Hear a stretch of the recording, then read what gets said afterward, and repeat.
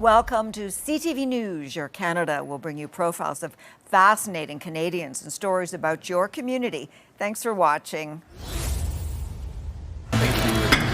Tan Hong has served thousands of bowls of pho over the past 30 years at his King Noodle House restaurant.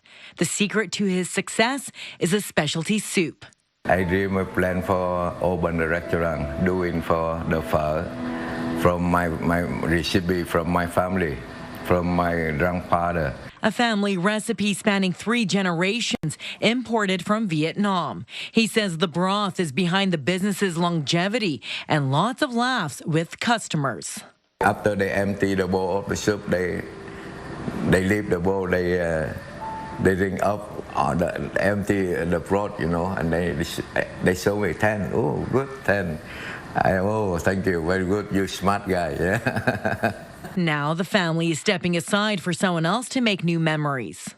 With multi-generational family businesses, basically, you always have this conversation, are the children going to take over? And for us, the timing's just not right for us, but we also want our parents to rest. King Noodle House is up for sale, along with the famous pho recipe that no one outside the family knows how to make. People can get the recipe, get the training from my mom in our kitchen, and then open up their own space somewhere that they would like. Hong didn't have much besides the recipe when he and his family fled Vietnam in the 80s in a boat he and his brother built, an image immortalized behind the till. Now, as he moves on to the next chapter, he's leaving the recipe behind. We have to quit because, you know, with the people, when you leave, you get old. After you feel everything, you know, you can't do that anymore. The Hongs hope this recipe falls into the right hands and can be passed down from one generation to another by a new family. Naram Nisa, CTV News, Edmonton. Little kids on the biggest stage. It's just like crazy that this is like my dream of doing. Today at Scotiabank Arena, kids from 5 local minor hockey associations got a chance to play on the same ice as the Toronto Maple Leafs use. Fun, magical, and my dream came true today. It's part of the Big Assist from the company Kruger, where 5 local organizations will each get $25,000 to help remove barriers for kids to play hockey. Some of the children as young as 6 got to enjoy things like skating, about the jumping over the blue lines, yeah. And they got a chance to work up close with one of the greatest to ever lace up a pair of skates. Haley Wickenheiser signing my jersey and a card of her. When I was 9-10 years old, if I would have had a chance to skate on NHL ice, I would have thought I died and gone to heaven. Multiple Olympic gold medalist, former professional, and current member of the Leafs coaching staff, Haley Wickenheiser, was one of the celebrity coaches. Being in the NHL it's stressful, it's business, it's there's a lot of things that are different than when you're in the minor hockey circles. And coming back to work with kids reminds me of why I love the game. And falling in love with the game to these coaches and players is the most important skill to learn. If you can get them to believe that they can achieve something, they're just going to love it more. They're going to want to do it more often. They're going to invest more of their time. I know as a kid when I played house league, it was the highlight of my childhood, being able to play on an NHL sheet of ice. And for those on the ice today, that holds true. It's the best day of my life. For some, today might be the beginning of a career that could end up right back where it started. Sean Leathong, CTV News. CTV News Toy Mountain has raised millions of dollars in support of families throughout Simcoe County and Muskoka for over 20 years, and this year will be no different. Along with your support, CTV News Barrie, Pure Country 106, and Bounce 104.1, along with our community partners, will be working towards building a mountain of toys, including collecting personal hygiene products this year to help those in need. With the first blanket of snow, the holiday season is fast approaching, and CTV News Barrie, along with Pure Country 106 and Bounce 104.1, are proud to launch our annual Toy Mountain campaign across the region. Once again, all proceeds will go towards the Simcoe Muskoka Family Connections, a demand that continues to grow each year. What we're seeing is a lot of families are struggling. They're struggling obviously for during the holidays because it's a difficult season for a lot of people. They struggle with just putting toys under the trees, but also with their basic needs. For more than 2 decades, community and corporate partners joined forces. We're honored to have Access Storage as our title sponsor again this year. Every Access Storage across the region is a proud drop-off location, each location competing to see which can raise the most. We are happy to do so because, like I said before, we believe that it makes a difference, and hopefully it will inspire others to make however big a small donation they can to help the cause. Again this year, we will be everywhere in our community, live during the show. It has never been easier for you to come out, see our team on the road, say hi, and make a donation. We'll be at Zehrs or a Canadian Tire near you. We'll be at a Puro Clean, Tile Master, and we'll be visiting with the Peggy Hill team. We actually were involved with Toy Mountain last year, and it was amazing. We had such an amazing turnout. People were dropping off gifts for weeks and weeks. And again, Christmas is for kids, so what better time? So if you're around 374 Huronia, drop off your gift for Toy Mountain. It wouldn't be possible without support from some of our youth sport teams like the Barrie Royals, U16 Barrie Colts, and first responders like the Barrie Firefighter Association. Last year, donations provided assistance to more than 3,000 families. Those looking to help can do so in many different ways. New this year, if you can't make it to one of our live sites or a drop-off location, this QR code will take you to our Amazon wish list where you can donate directly. Also new this year, to bridge a critical gap, we're collecting personal hygiene products. Anything from diapers to cleaning supplies, toiletries, clothing, we accept all those donations because they go towards those younger children, but also our older youth that are moving towards independence. Something Zehrs on Bayfield was happy to help us promote. When the community reaches out and says, here's where the needs are, we want to make sure we have that for them. So, bringing in the hygiene products that we need for everyday life are super important to us. And of course, our longest standing community partner, South Simcoe Police, will be on hand in Bradford and Innisfil to help collect donations. Those donations helping community groups in Bradford and Innisfil, as well as helping Toy Mountain. Make sure that our kids in our community get the Christmas that they deserve because they're children. Compassion is at the heart of everything that we do. We protect with courage. We serve with compassion. That's our motto. We will be out in the community throughout the Toy Mountain campaign until December 18th. For a full list of our on-location sites, you can head on over to our website and come on out. Say hi to people like myself, Casey Colby, along with our radio partners. And it all kicks off on Monday night right here at Access Storage on Kaplan Drive. And remember, all of those donations that we get this year will go right towards helping us build that Toy Mountain and support families in need throughout Simcoe County and Muskoka. Luke Simard, CTV News, Barrie. Puzzles, word searches, different word searches, Christmas, large print word searches, treats. The perfect recipe for holiday cheer. One stocking at a time, community members are spreading kindness in the old-fashioned way. We are looking for seniors 65 plus in the Halifax region, or HRM, that are lonely, isolated, and could really use some joy around the holidays. Since 2021, Golden Living has provided supportive enrichment-based services for seniors and their families. Founder Cameron Laba created the Stockings for Seniors program to add a personal touch, filling not just stockings, but hearts. I think the first year that I did it, I had like 10 stockings, and this year, so last year was like 130-ish. So this year, would love to get to that 200 mark. There's so many seniors and so many families who don't know about this program. Now in its 5th year, the initiative continues to grow, helping seniors who may feel a little less merry and bright this time of year. A lot of seniors who wish to age at home really struggle with that loneliness and isolation piece. They can still have family members and friends drop by, but when they're at home day in and day out, it really affects our health. To nominate a senior, participants simply submit a form with their name, drop-off location, and a few wish list items. And the reactions make every effort worth it. Oh my goodness, you've made my mom or dad's Christmas. They didn't expect this at all. I think that there's so many seniors in the community that are lonely that can really benefit from this program, and It's super special, and I just want to reach more seniors in the community. Nominations and sponsors are open online until the first week of December. Deliveries begin mid-December, ensuring every stocking comes stuffed with a little extra love. Emma Convey, CTV News, Bedford.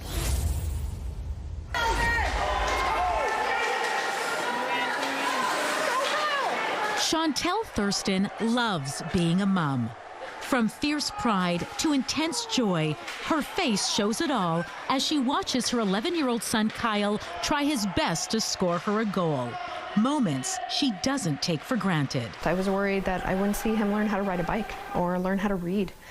So as we're hitting those milestones now that he's growing up, it's just so fun to be there and watch. 7 years ago, when Kyle was just 2, doctors discovered Chantel had appendix cancer. And in an instant, her dreams of growing her family ended. Chantel now faced multiple rounds of chemo and extensive life-changing surgeries. They take the spleen, the gallbladder, the appendix, the omentum, and I had a radical hysterectomy as well. Blood donations kept Chantel alive through all of those surgeries. The recovery was difficult and painful, and not without complications. But Chantel battled through it all, determined to get back to life as a mom. The sweater because it was cold the first night. In the years since, Chantel has made it her mission to live life to its fullest, grateful for every moment she's able to share with her son. Instead of waiting to do things, we do the big trips. We don't wait to do things. We just make sure that we enjoy our lives and spend the time as a family together. That's what's really important to us. We've gone to Disney World a couple times. We do a road trip every summer, so we've done Banff and South Dakota. And this summer we actually drove out to Toronto and stopped along all the stops along the way. But all that fun and adventure was shattered a year ago when doctors broke the news Chantel's cancer was back.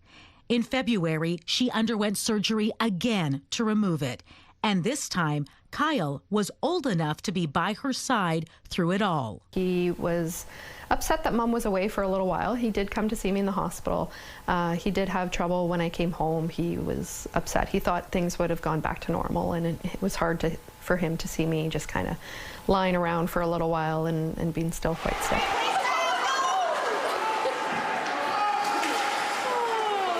It's taken some months, but Chantel is thrilled to be back in her usual spot in the stands, reveling in every moment of her son's hockey glory. And if she's learned anything from all of this, that was the Epcot ride. It's to make more memories while she can. We're talking about actually going to England in the springtime. If I'm not here, hopefully my son can remember all these things that we've done together, and as he goes forward in life, and if he hopefully builds a family one day, then he can do the same thing with his family.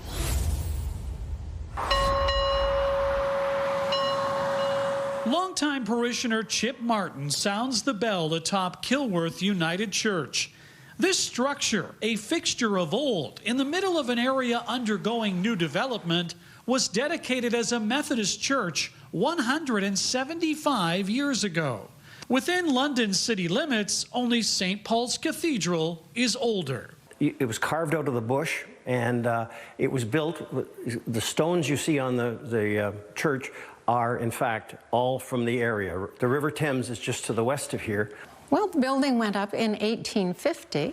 It was the second church for the community known as Kilworth. 175 years ago, this church was part of a vibrant community. So much so, in fact, that Kilworth rivaled London. History backs the story that Kilworth's founders had big plans for growth. They even built 2 hotels near the church. It was very picturesque. There were numerous mills, and people were excited. They thought, with the railroad coming, we will surpass London. As we know, that didn't happen. The railway bypassed Kilworth in 1853. And this community withered and died virtually almost immediately. And this church and the stone house across the street are among the very few reminders of what Kilworth itself used to be. Despite the downturn, the congregation at Kilworth United Church remained steady for the next 172 years. While only 60 people make up the congregation today, nearly everyone attends each week. Together, this community has a weekend of celebrations planned to mark the anniversary. We're not just about this beautiful building. We're about being in the community, seeing what the needs are in the community, and seeing how we can help. We're just proud of the little church we have here, and I don't know if we'll last for another 175 years, but so far so good. In the London portion of Kilworth, Sean Irvin, CTV News. Good heart shown here by... Melissa Scare Croden's debut in the UFC couldn't have gone much better. Croden proved once again she can pack a powerful punch. The 34-year-old took care of Brazil's Tanaira Lisoba in the third round of their match in Vancouver on October 18th. I think I had 9 weeks to prepare for it. It was ideal, and then just getting that win was the cherry on top, really, of everything. But it was quite a surreal experience. I've never fought in a stadium like that before. It was Rogers Arena, so experiencing that was, probably one of the highlights of my life. Croden signed a 4-fight contract with the UFC, but every time she steps into the octagon, she has to prove herself if she wants to advance further. Croden's strength is striking, and people are noticing. Yeah, and I think my style is pretty entertaining, too. People like strikers. I think they, as far as an entertainment business goes, people tend to lean on the side of favoring strikers because people want to see a little bit of blood. It's like, the Coliseum, but in 2025, if you will. Curtis DeMars is Croden's coach. He says the win was big for the country. Definitely a historic moment for Canada, being there and just being in good spirits with her. She did really well, just like we assumed, and she puts in the work, so I wasn't surprised by the outcome, but definitely a good start for her career in the UFC. Croden's next fight is in Las Vegas on December 13th, where she'll take on Luana Santos, another Brazilian fighter. Really, really good judo, great grappling, decent striking. So yeah, it's going to be another challenge that I'm really, really excited to face. So it is a quick turnaround, but I'm excited to have the opportunity to stay this active. Renfrew Collegiate students Carly and Chelsea are learning culinary skills while helping others. I love the idea of feeding people. Turning donated food into meals for the local food bank. I like to know that I'm helping people in need. Grocer Metro, in collaboration with Feed Ontario, launching a shared kitchen space at their Renfrew school. It's going to ensure that people in the community have access to healthy, nutritious food. In addition, it'll reduce social isolation by allowing community groups to come in and use the space. The newly upgraded kitchen will double the amount of meals distributed, according to the food bank. We started the program, we were about 500 to 600, and then now with this new shared kitchen and the new facility we have, we're close to 1,000 to 1,200 meals every week. The Renfrew School, the first location in Ontario for Metro's Shared Kitchens network. We're investing nearly $900,000 on the creation of 4 new shared kitchens. For Renfrew itself, it's $190,000 over 4 years. According to Metro, funding supporting the addition of a new prep and teaching area, along with 6 state-of-the-art kitchen stations for up to 30 participants at this location. It's meant to be a community gathering place, an opportunity to have prepared foods and really help fight food insecurity within the community. A place for students and community members. Great location for fundraisers. If you want to make pies, you could have 20 people in here making pies for a fundraiser all at the same time, and it's a great space for the whole community to use. Peter Sperling, CTV News. For almost 30 years, the Treasure Chest consignment shop in Saint Laurent has been selling clothes for children that are secondhand. Owner Melanie Pichet says she's been seeing more customers in the last year. Just to pay the grocery store, it's so expensive. So they don't have the money to buy new things for the kids that it's going to be good for 3 months. She says children grow out of their clothes so quickly, the items she gets for the store often look brand new. Mom of 3, Audrey Meilleux, says buying secondhand just makes sense. My budget for 3 children is so big.